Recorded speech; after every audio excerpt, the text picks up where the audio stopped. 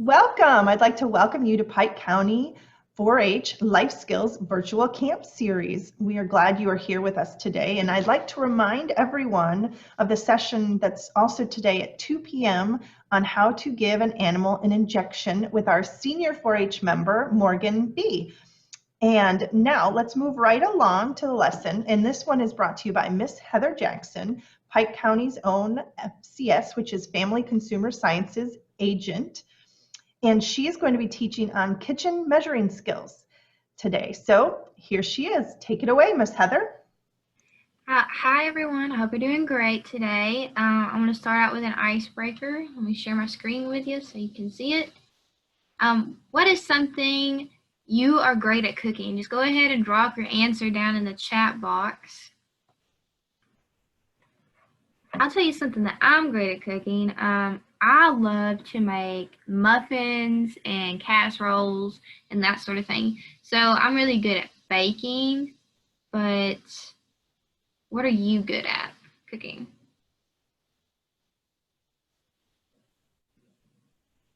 Ooh, noodles, yes. Crock pot mac and cheese, they're great things. Cookies, oh, they're so good, aren't they? Cookies are amazing. All right, so to do those things, to cook those foods, sometimes we need to measure out other food, right? Let's move into that. We're going to talk about some basic cooking measurements. My name is Heather Jackson again, and I'm glad that you're here. So let's start with the abbreviations of measurements first, because when you look at a recipe, those are normally what you're going to see for measuring. So for a tablespoon, a lot of times you'll see a large T or a TBSP or a little TBSP, which stands for tablespoon. Some recipes sometimes spell these words out, but a lot of time they'll use abbreviations. Teaspoons are normally abbreviated with a little t or a TSP. Do you see the difference? The B is in tablespoon, and the little t is just for teaspoon.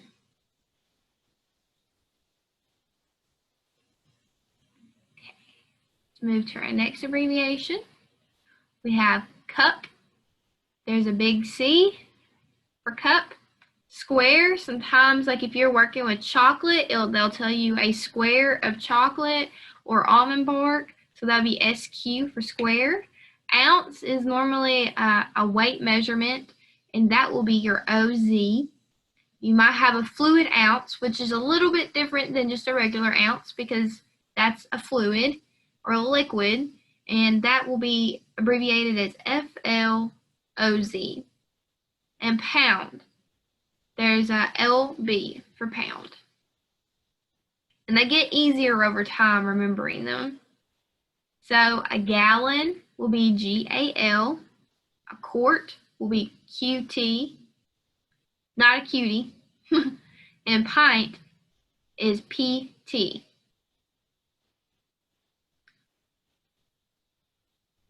Some other abbreviations are large, so like if you have an egg, if you're working with eggs, they might tell you an LG egg, which stands for large egg. Medium, MED, they sometimes will abbreviate weight in a recipe as WT. There's a package. Sometimes a lot of recipes will say a package of noodles, and that will PKG. That's how it will be abbreviated. An hour, a lot of times is HR. So if they're talking about cooking times or letting it sit out on a, like if you're making rolls, how long to let the rolls sit out to let yeast rise, it will be HR. Conversions, just a little bit of this can make a big difference. Sometimes when I'm cooking, I might have misplaced my 1 cup measurement, and I use other cups that are smaller to make that 1 cup measurement, and this is how you do that. Sometimes a recipe will say, I need a pinch of salt. That's actually a 1/8 teaspoon, or you could do, if I say a 1/8 teaspoon and you don't have that measuring spoon, then you can use a pinch of salt. 3 teaspoons is equal to a tablespoon. 1/8 cup is equal to 2 tablespoons or 1 ounce. 1/4 of a cup is equal to 4 tablespoons.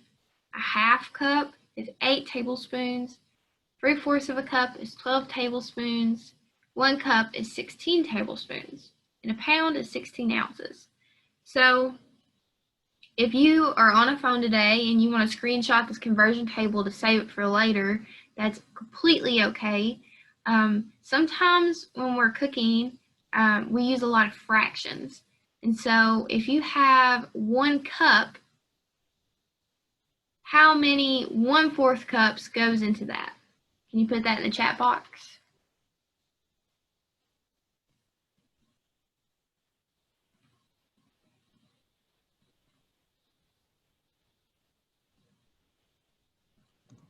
Can you repeat that question one more time, please, Heather?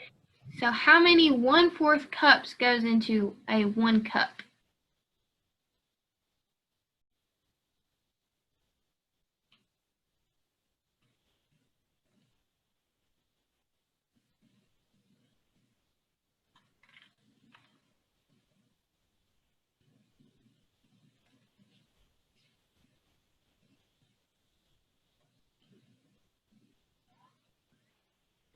That's 4 times.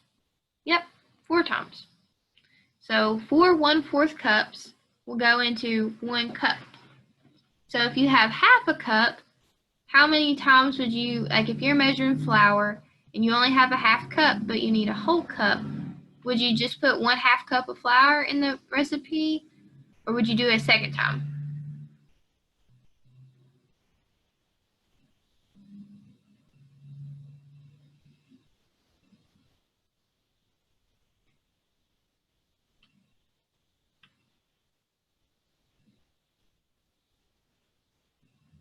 You would do it a second time, so you can make a full cup. Sometimes it gets a little confusing, but with a little practice, it gets pretty easy. So a gallon is equal to 4 quarts. This is our liquid measurements. A quart is equal to 2 pints. 1 pint is 2 cups. 1 cup is 8 ounces, and a pound is 16 ounces. And there's a chart that I use that helps me remember how to keep these separate. And I want to show you that chart. So this big G is the gallon. And within that gallon, you have 4 quarts, which is the 4 Qs. Then you have 8 pints. So there's 1, 2, 3, 4, 5, 6, 7, 8 pints. And then we have cups. How many cups do we have in this gallon? Go ahead and count them out.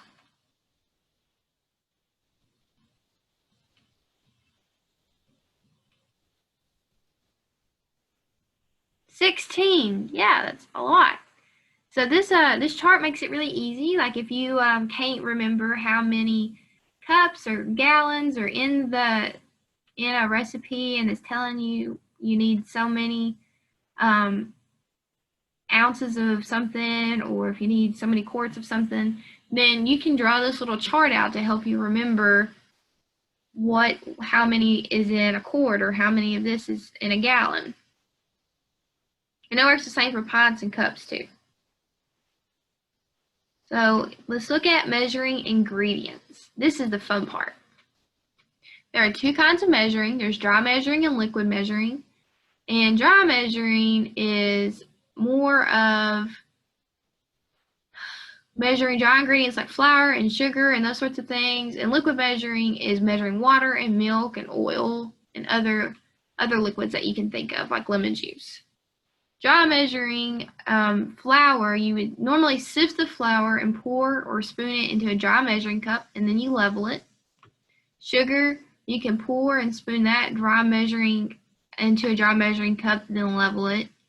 And then rice and other items can be scooped or poured into a dry measuring cup. Small amounts, you just dip measuring spoons into an ingredient or pour onto the spoon and not over a mixing bowl. The reason why we don't pour over a mixing bowl is so that we don't get extra amounts of an ingredient into what we're mixing. Liquid measuring with milk and water can be packed firmly into a dry measuring cup, but you don't press it like the PowerPoint says. You actually just pour it in. Vanilla in small amounts can be poured into a measuring spoon or held over a small bowl to catch excess. Sometimes vanilla pours out pretty quick and it's hard to control it. Moist ingredients like brown sugar, you can pack those firmly into a dry measuring cup and then you press it until it's level. And then shortening and peanut butter, you're going to pack those into a dry measuring cup. You can level it. You can remove it with a rubber scraper or a spatula. Sometimes those get really sticky, so you can spray a little bit of oil, like Pam spray, into the measuring cup so it slides out easier. You can also have cut or shredded foods. You can measure those with a dry measuring cup. And you just can place those in there, or you can press them in. If you need to use your hands, like eggs, you don't break eggs on the side of a mixing bowl because shells may fall in. If you do have a shell that falls in, sometimes the easiest way to get an eggshell out is to use an eggshell. So if you have a bigger piece of an eggshell, you can just scoop out that little broken piece. Packages, you need to just open and pour those into a mixture. Chunks and squares, just make sure to unwrap and measure out with your hands what needs to go in there into the recipe.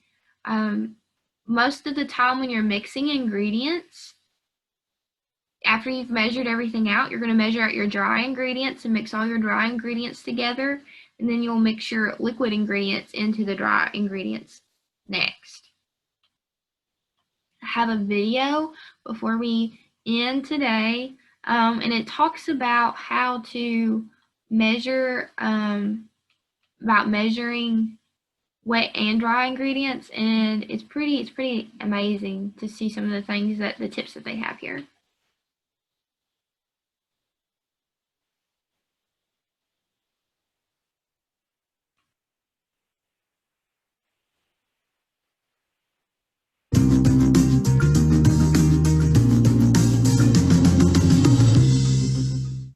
Hey everybody, Thomas Joseph here with another kitchen conundrum for you. Now today we're going back to the basics with measuring. You need to learn how to measure.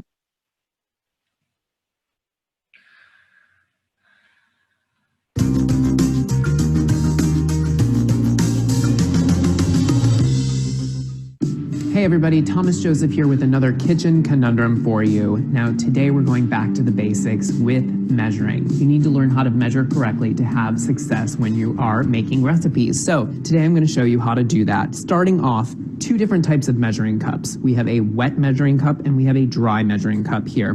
Now, when you're using a dry measuring cup, this is for things like flour and sugar and brown sugar. You can also measure things like mayonnaise and sour cream in a dry measure. Anything that you can actually level off, that is what you're going to use this for. Now, for something that you would use a wet measure for would be anything that will level itself off so that you can see it with those lines. So liquids, they would go into this measuring cup here. I'm going to start with dry measuring. Now, flour, main ingredient in baking here. What you need to know is that you shouldn't dip your cup right into the canister itself, because what that does is it packs flour into the cup. So take a scoop or a spoon and gently mix the flour, lightening it, incorporating a little bit of air, because as this canister of flour sits on your shelf, it actually compacts itself. It settles on itself. So give it a little bit of a fluff here and scoop it into your cup, sprinkling it in using that offset spatula, anything with a straight side. You want to give the cup a little bit of a tap,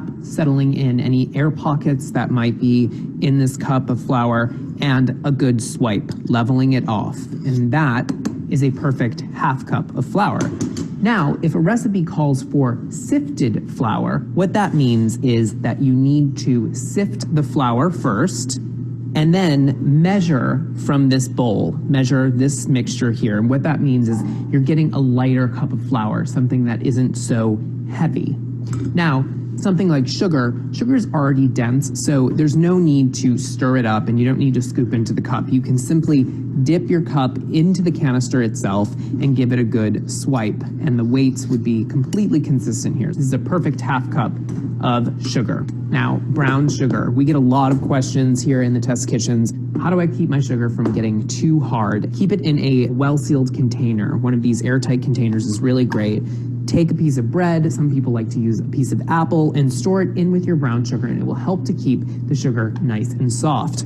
Take your measuring cup, dip it into the brown sugar, and pack the sugar into the cup. Most recipes call for packed brown sugar. Now, you know you've done this right if you tap it out into a bowl and the sugar holds its shape. If it crumbles, that means that you haven't packed it firmly enough and that you should start over. So now for liquid measurements. Use a spouted glass measuring cup here, and when you're measuring things like honey or molasses, anything that's sticky and viscous, sometimes corn syrup, give your glass a spray with some nonstick cooking spray. And what that does is it will easily slide out on you. So I'm using honey today, a half cup measure. You want to check your measurement, and you actually should bend down and check that it registers a half a cup so that it's nice and level and a half cup. So this is good to go, and that's how you measure a liquid ingredient. So now to measure by weight, what you need is a digital scale for this, and certain recipes will call for ingredients by weight. Chocolate, for example, or fruit whenever you're baking. So take the bowl that you're going to measure into, place it on the scale, and you need to zero out or tear out the weight of the bowl itself so that you don't count that in the measurement. So all you have to do is press the button again. It should register 0, and now you're ready to measure the weight of whatever ingredient you have. So there you have it. A few simple tricks and tips in measuring ingredients the right way, and that will set you up for success in the kitchen. If you have any kitchen conundrums, write in the comment section below or reach out to us using the hashtag kitchen conundrums, and we will solve whatever problems you may have.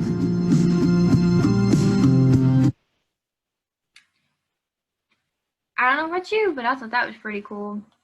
So if you have any questions, you can unmute now and ask them or put them in the chat box. Thank you for spending some time with me today.